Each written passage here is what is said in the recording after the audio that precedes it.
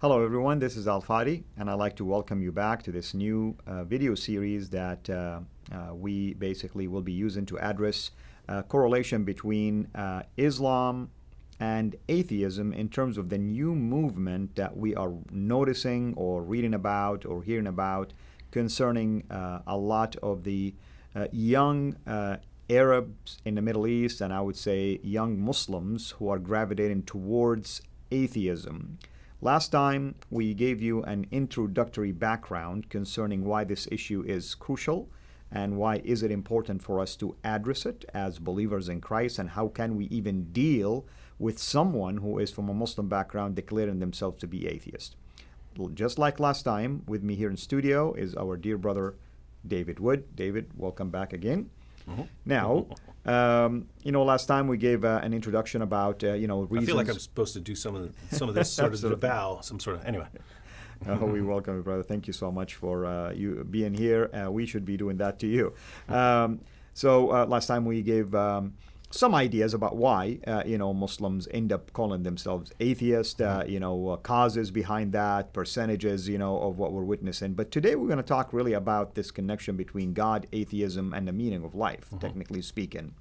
You said something that was amazing the other day to me, that for a Muslim, just to leave Islam and call themselves atheist, it's almost like a radical change in their worldview. Could you elaborate on that? Yeah, I think people are jumping into things a little too quickly without exploring the implications of this. I mean, on the one hand, it's really cool that people are leaving Islam. I'm sure you remember a time when there weren't a lot of people who were acknowledging that they had left Islam. That's right. I mean, I just remember when Nabil was getting started out, it was rare to hear from ex-Muslims. There were ex-Muslims, but they weren't very vocal about it. So Nabil's going around, there's very few, whereas now they're everywhere. They're all over the place. But a lot of ex-Muslims are identifying as atheists, and when you talk to them, when you have discussions with them, it becomes very clear that the vast majority of them have not really seriously studied any alternative to Islam. They just rejected Islam and they jumped on board the atheist train without examining any other alternative to see whether some other alternative is true or whether there should be concerns about atheism itself, whether they have good grounds for atheism. And so right now we wanted to kind of explore one of the implications of atheism, which is that there, between Islam and Christianity on the one hand, and something like atheism, it's a pretty radical change as far as something basic like the meaning of life, right? And you can sort of jump into atheism without thinking about the implications of how this would affect something very simple like the meaning of life. Now, obviously, a person who is an atheist can have meaning in life in terms of things they want to do and accomplish and the people they're impacting, but the kinds of meaning that are available to them are very different from the kinds of meaning available on a theistic perspective. In other words, what I'm saying here is if we wanted to do a little analogy, if you're a vegan, you still eat, but the kinds of food available to you are very different from someone who's not a vegan. Well, similarly, if you're an atheist, there are only a few places to go. If you're talking about morality or meaning, your resources are now pretty limited compared to someone with a theistic view. That's right. That's right. And before I jump into the meaning of life, I just want to emphasize something. The Bible actually talks to us with a clear indication that there is a meaning behind life. For instance, Jesus in Matthew 6:33 said, "Seek first the kingdom of God and his righteousness, and all these things will be added to you." What are these things? Possessions, maybe marriage, maybe family. So it appears that the Bible is alluding that there should be a meaning. In fact, even at the garden, there was this creation mandate: be fruitful, multiply, fill the earth, subdue it. So there is a meaning of life, but you have to do it within the right, basically, parameters. And that's basically the focus of the Bible. Now, if we look at some of these questions that we call them the questions concerning the meaning of life, questions like, what am I? What's my purpose? How did I get here? Where am I going? What am I worth? And what's the point? These are the kind of questions that we would like to address here. So let's start with the first question, David. What am I? Yeah, and so all of these questions are basically going to draw attention to the different way atheism would answer the question versus the way theism would answer the question. And so the question, what am I? Well, what am I according to a theistic framework like Christianity versus what am I according to something like atheism? And don't want to be accused of misrepresenting the atheist position here, so we'll go ahead and let some atheists answer. So let's check out a quotation from Richard Dawkins, who says, he's explaining what we are according to his worldview. Richard Dawkins, one of the most popular, if not the most popular atheists in the world. And he says, we are machines built by DNA, whose purpose is to make more copies of the same DNA. This is exactly what we are for. We are machines for propagating DNA, and the propagation of DNA is a self-sustaining process. It is every living object's sole reason for living. It is every living object's sole reason for living. So if Richard Dawkins is answering the question, what am I according to atheism? Well, I'm a machine, right? I have my genes, and basically I am one big fancy machine for passing on that genetic information, right? So this big fancy machine basically helps me find food better. It helps me find a mate to pass on that genetic information. And so he states very clearly, what am I according to his according to his worldview? I'm a machine for making more copies of DNA. So I just the reason I wanted to quote him is, I would say that's exactly what you are according to atheism. But if I say it, they'll say I'm attacking their position and so on. This is their champion saying it. Another very popular atheist is Bill Nye, the science guy, who for years just did science shows and stuff like that. But then became much more vocal in defending and promoting atheism. So let's check out the Bill Nye quote.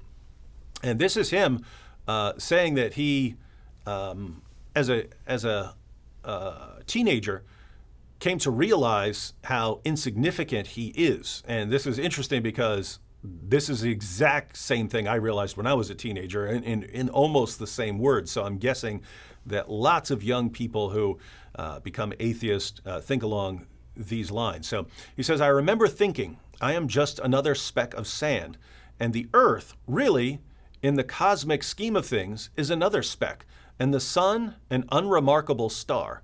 Nothing special about the sun. The sun is another speck, and the galaxy is a speck.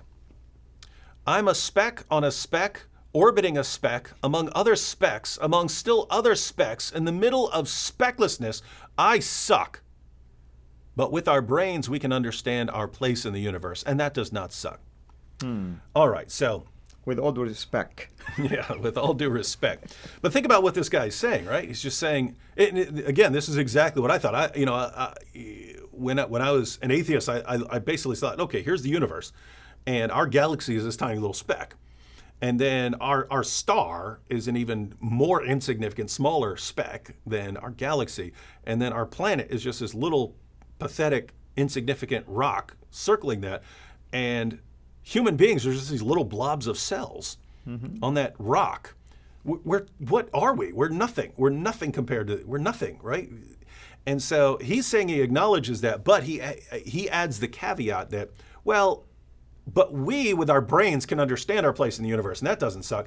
And here I don't know what you mean. You're using your brain to realize you're just this pathetic speck, Exactly. and you're saying that's Who more gave important. you that brain, right? Well, no, I'm saying like the animals don't recognize that they're these insignificant little specks.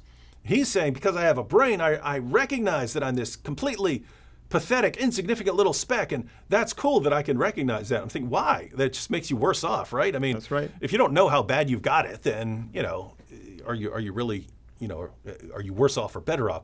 So anyway, point is, these are atheists acknowledging what are we in the sort of grand scheme of things. Well, Bill Nye, I'm a speck on a speck on a speck on a speck on the middle of specklessness. I suck. That's him. That's his words as an atheist. Dawkins, we're machines for propagating DNA. You can compare that to what we are on something like Christian theism, where we're created in the image of God. Right. We're not machines for propagating DNA. It's very strange to say that a machine for propagating DNA has any intrinsic goodness or inherent rights. I have a machine that turns bread into toast. No one would care if I smashed that thing to pieces, right? Well, it's a machine. It's a machine for serving a purpose and so on.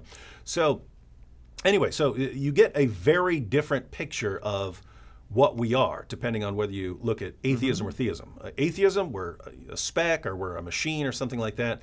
Theism, we're created in the image of God, and I would say that does not suck. And just to let you know, we still have more questions, and I'm thinking really this will be multi-part anyway, because we want to do the right thing, and not eat up any important information and quotes like you're saying. But I want to close by asking just this quick question. Richard Dawkins, quotation is kind of interesting. I get it that he's thinking that we're just a machine passing on DNA, but what is the purpose? There has to be a purpose. Now, you go to the Bible, let us make man in our image, our likeness, and then there's a mandate given to them: be fruitful, multiply, fill the earth, subdue it. So God is really blessing. It says, and God blessed them and gave them the mandate. So there is a purpose, fruitfulness. But all of it is based on what? God's image, representing God. Being relational.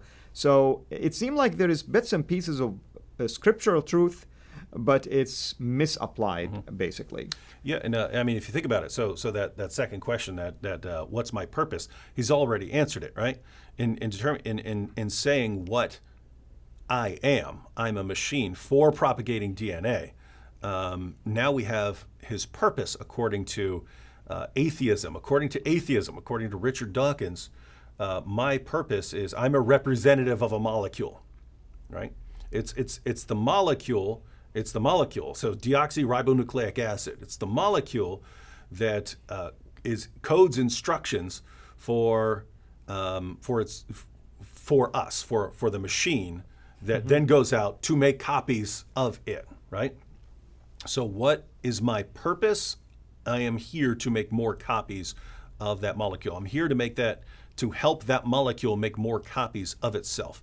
That's what I am according to Richard Dawkins, whereas compared to Christianity, notice the difference, right?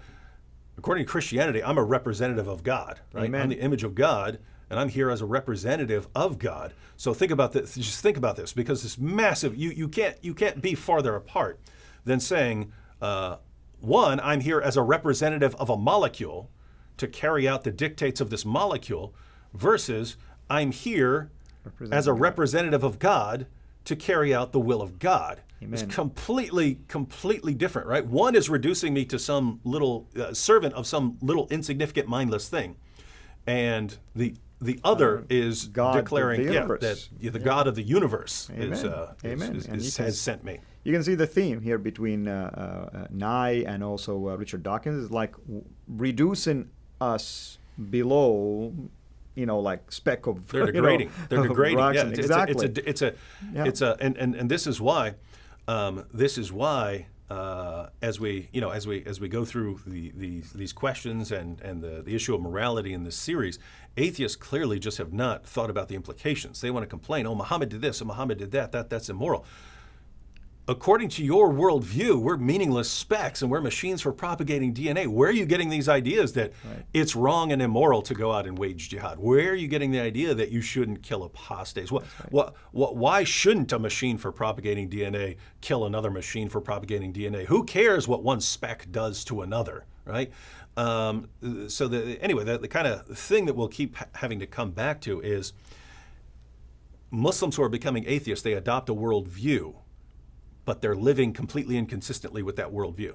In other words, they're not really living like atheists. If you're really living like an atheist, yeah, I don't see how you'd even seriously complain about Muhammad. That's right. Well, brother, when we come back, I think we will start with the next question, which is, what's my purpose? And we'll see. No, we went through what's my purpose. So we talked about the purpose. So, how did I get here, Yeah. basically? So that will be the starting point for us next time. If we can finish all of them, great. If not, I mean, that's okay. We need just to make sure people are grasping basically these powerful arguments. So hopefully, if you're watching this series that deals with Islam and atheism, I should say, you're enjoying it, and I hope that you will benefit from it in your own basically ministry in general. Of course, if you're dealing with atheists, although we're not focusing it heavily 100% just on all arguments related to that, but specifically to some of the young Muslims that you are guaranteed going to hear from them that they have decided to leave Islam or don't believe in God or calling themselves atheists, as I encountered one of them one time from Saudi Arabia, out of all places, and by the grace of God, he's a believer today. But nevertheless, this is a trend that you will come across. Thank you again, brother, and thank you for watching. Until we meet again, have a blessed day. Thank you so much for taking the time to watch this video. We can't make these quality videos without the help of partners like you. So please consider becoming a Patreon supporter today at patreon.com/Sira International. I want to make sure you always get notified when we release a new video. So please click the bell to be notified, and of course, make sure to subscribe to this channel. If this video was helpful to you, please click the thumbs up. Thank you.